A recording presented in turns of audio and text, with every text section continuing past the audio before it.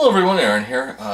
No, it's been about 6 months since I last filmed anything to upload to YouTube, so I'm sorry for the long delay. I'm just gradually getting less and less comfortable filming things, but a few things have come up in my recent past since I've moved. Obviously, you can see from the background I no longer live where I used to. There's just a few things that have come along in a recent past, well, last week or so, I guess now, that were worthy of being documented. So, the first of two videos is something that a lot of people from my past have been wanting for a very, very long time, and it is a Jason Carman event-specific Collins report. Jason, you finally got your wish. It only took 15 years. For those of you who don't know him, Jason's been a friend of mine for almost 16 years now, and is the one remaining person I met in Canadian scouting for any extended period of time that is still in my life in any sort of way whatsoever, for reasons that I'm not even going to waste my time getting into.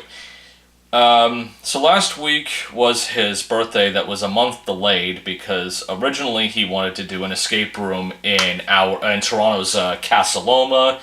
For those of you who don't live in Toronto, and Casa Loma, a lot of the interiors for X-Men First Class, I think, was filmed in Casa Loma. Basically, if the film was in Toronto and involved a castle or the interior of an old building, Casa Loma was probably the one that was used. They have 3 escape rooms, but it's something like a 6 to 10 week backlog in order to reserve an escape room, and to paraphrase Jason Carman himself, the only way we had a realistic shot of all of us being in the room at the same time is if he booked the whole room on his credit card and everybody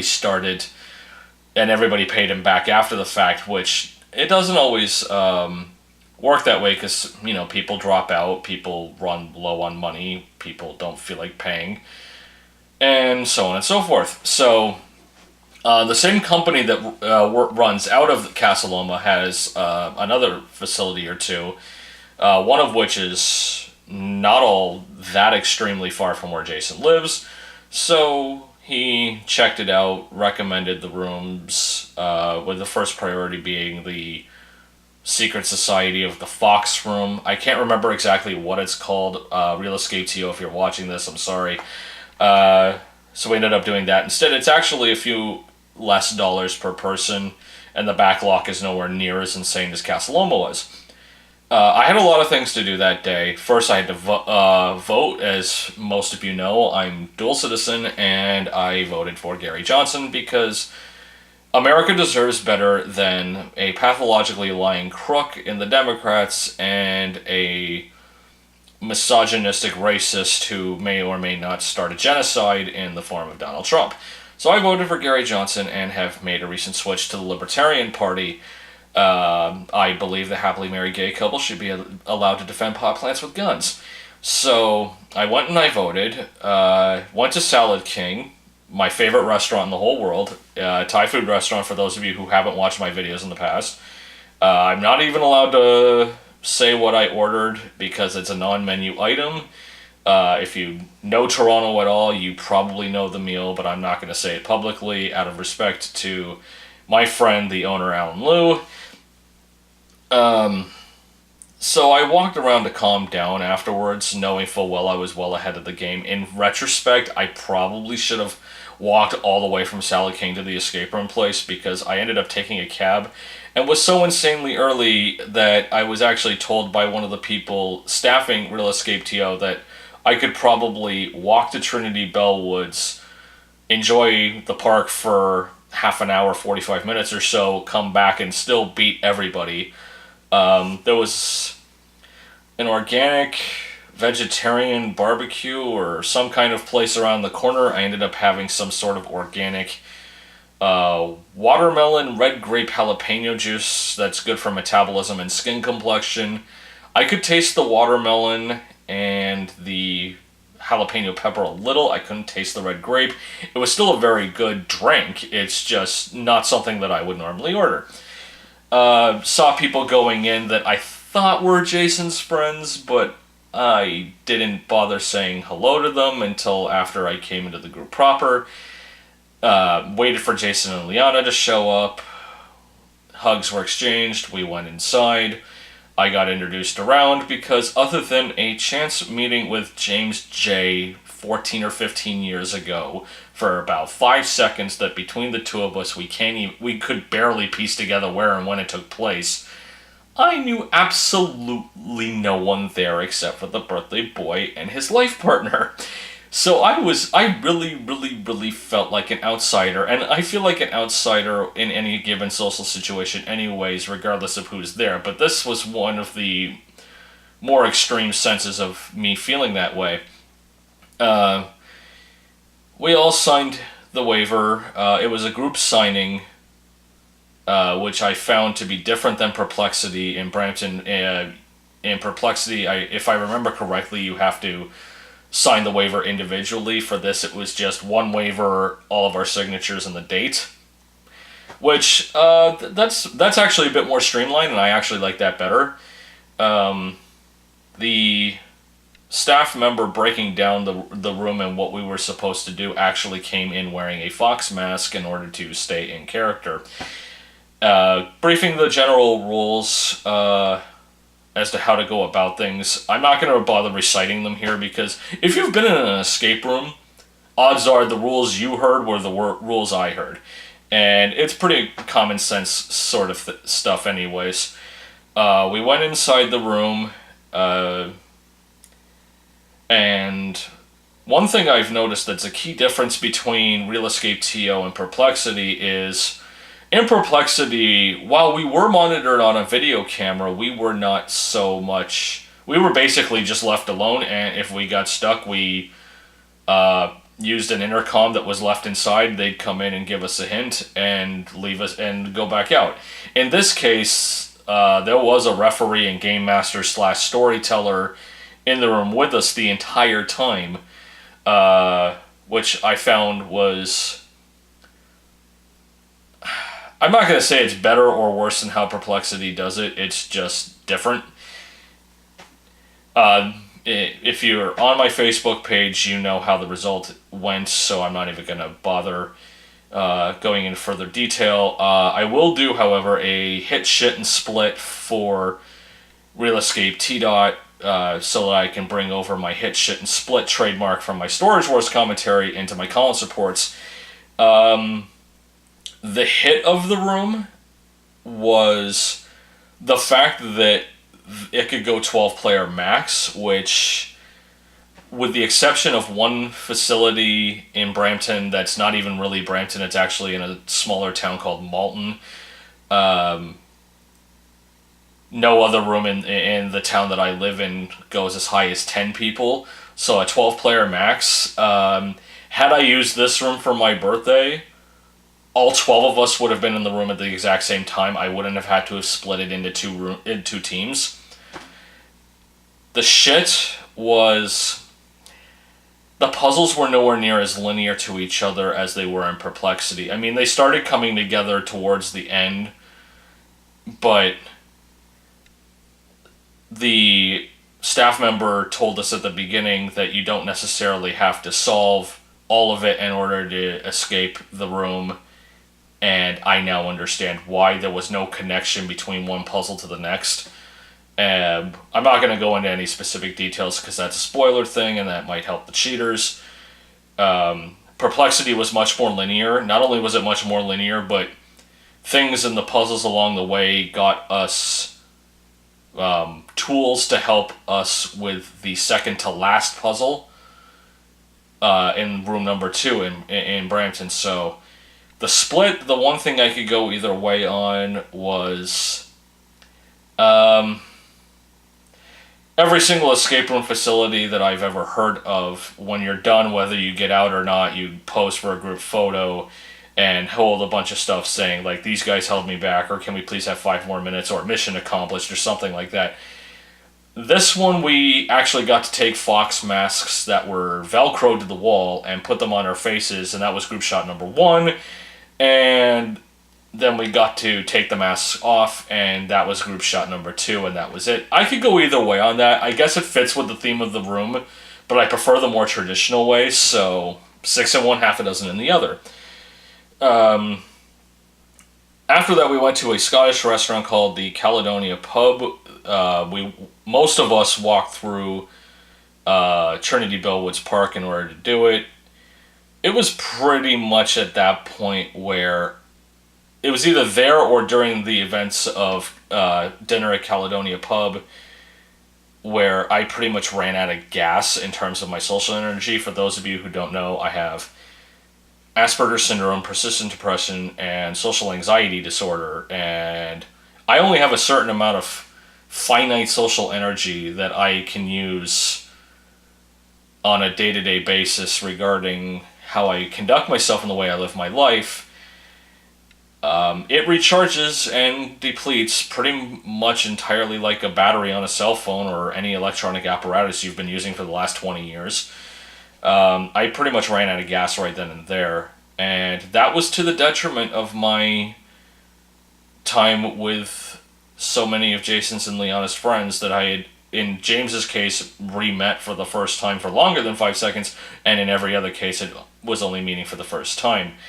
I think that came out subconsciously in the topics of discussion, which, while some of them were uplifting, a few of them from my end I either brought up or pivoted from somebody else, were entirely depressing. So, to Alex, Chuck, David, Heather, James, Carl, Rebecca, Tanya, that was not the first impression I wanted to give you guys. You deserve better.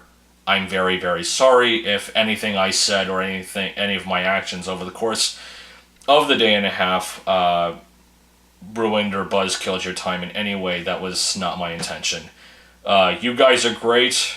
I wouldn't have accepted Heather's friend request and then gone after the other 7 of you if I didn't think you guys were great people. So I hope I wasn't too disappointing.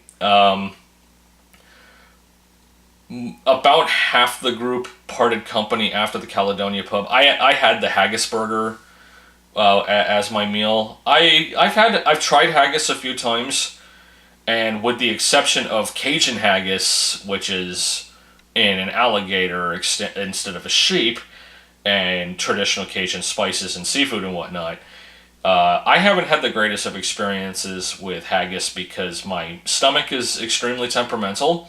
I had a veggie haggis burger that I felt fine afterwards, and this is one of the few veggie burger patties in the Greater Toronto area that I actually liked. So Caledonia Pub, thumbs up. You guys are great. And there's actually a recurring theme between Jason and I, recurring joke, that we were expecting our mutual friend Heather Stitt, not Heather Cardona, my friend Heather Stitt, that Jason now knows, knows through Facebook anyways. We were expecting her and her daughter Aisling to magically appear randomly because these guys went up to the nines when it came to the Scottish motifs and the flag, and they even have like a beer there that apparently it was like the first place in Canada to ever get this beer, and it's Scottish specific. I can't even... Belhaven Black, that's the name of it. Okay. A few people... Jason, I think, is very fond of it. He got a couple of others into it. I, straight edge, wouldn't even try it. I actually got praised by Carl for my order of iced tea, no ice, because the word ice was already in there. Okay, but getting back, half of us parted company after that point, and we started an insanely long walk to make sure Heather Cardona got home. By then, the headache had already set in, and I was just basically trying to not have a nosebleed in front of people. I've gone to many lengths and had many tricks to hide it over the years, and I pride myself on not showing anybody what I go through. It's my cross to bear, and pretty much mine alone. Heather was Heather's a very affectionate person, and I was terrified of it. And I got better over the course of the weekend because I saw it for what it really was. It wasn't out of malice or ignorance to my social boundaries. It's just she actually is that caring a person. She's into acupuncture and is, I think, studying for herbal therapy or something to that effect. I should have seen it for what it was, an actual reaching out of active compassion from another human being. And if I did anybody a disservice over the course of the weekend, I did Heather Cardona the biggest disservice. And Heather, if you're watching this, I'm so sorry I was so averse to what you are as a person. I got better by Sunday, but again, I did you a disservice, and I sincerely apologize. So after Heather got home, Jason, Liana, James, and I, Chuck by this point had left somewhere. I don't even remember when he parted company. He parted company before Heather. Because of my social anxiety, I'm documenting this because I've already started forgetting things. Because my anxiety level is that high, I was blocking things out, and I'm trying to preserve as much as I can so that it doesn't block out further. So it was down to Jason, Liana, James, and myself. We got on the subway. James parted company with us.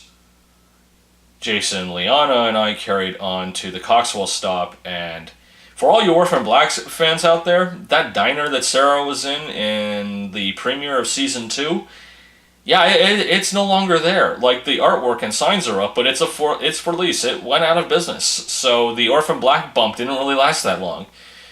It actually died before Orphan Black wrapped production on its final season, which is horrible. So we got to Jason's and Liana's house. We took TTC's bus there, and the house is literally around the corner, half a dozen stops in.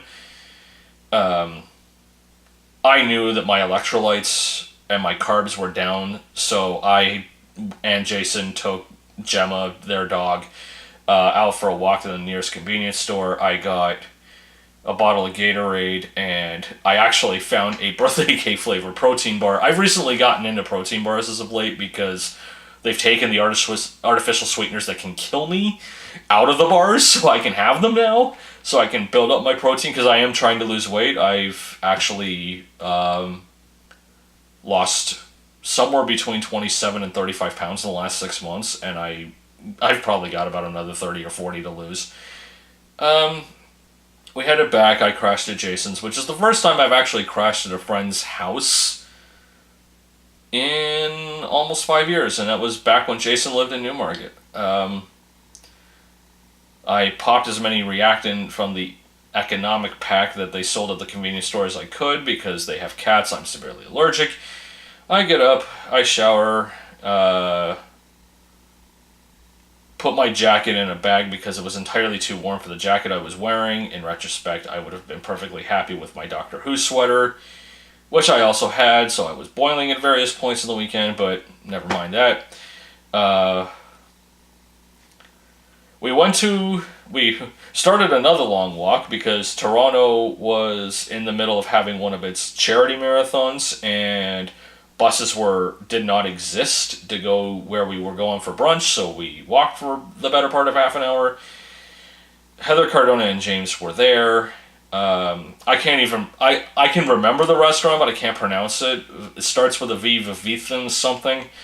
We went there for brunch. I had the Santa Fe omelet. I was very impressed with the presentation, specifically with the choices of fruit and vegetables that were along the side. I thought that was great. And the endless cups of coffee helped, because that actually alleviated most of the social anxiety headache. Then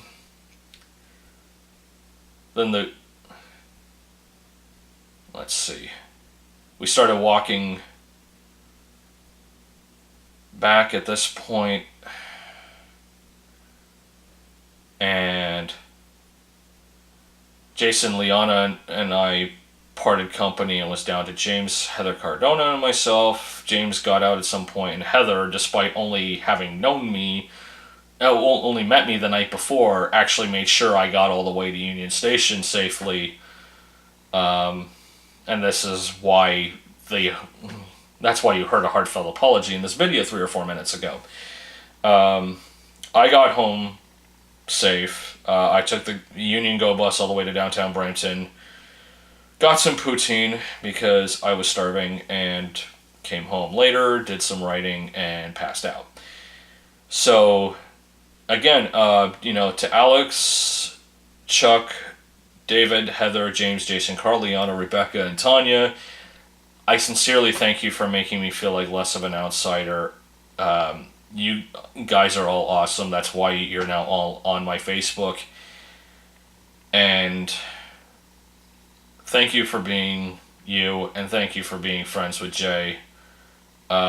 Jason, bro, I love you. I mean, you're one of the best friends I've ever had the pleasure of having, and the best memories I have of Scouts Canada involve you in some way. There's really nothing else I can say about this Collins report, so I'm gonna pause, have a break, and start my second video. So, until next time, I'm Aaron, and unlike Storage Wars, my show script. Actually, I can't even say that, because other than writing down everybody's names to remember, I didn't even write a script. So, see you in the second video. Take care.